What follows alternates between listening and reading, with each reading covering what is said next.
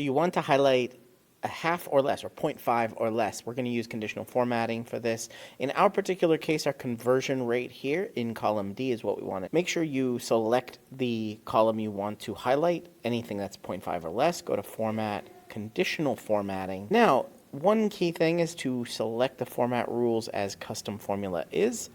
We've selected the entire range, D1 all the way down. I'm going to say equals. D1 is less than, I'm using less than sign, or equal to 0.5. You can see right away that it's working, right? Anything that's 0.5 or less is being highlighted. I can highlight this in a different color if I want. Maybe we do still want it black. Click done, and we have the entire range there.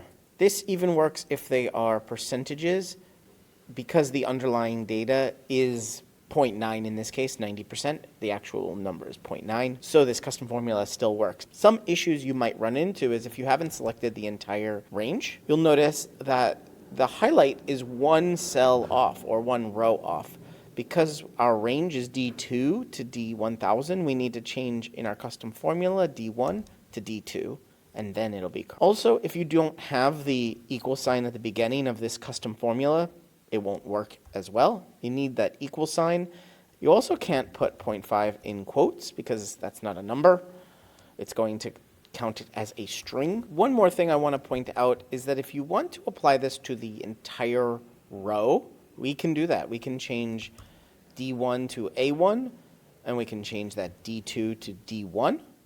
But we need to add a $sign in front of the D in our formula.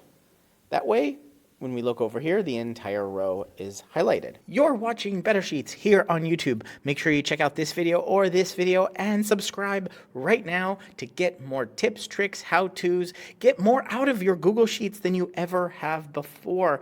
I'm excited to be making a ton more videos here. Ask me questions down in the comments and I will answer them in future videos. But for right now, right here, one of these videos is going to be your next Google Sheet.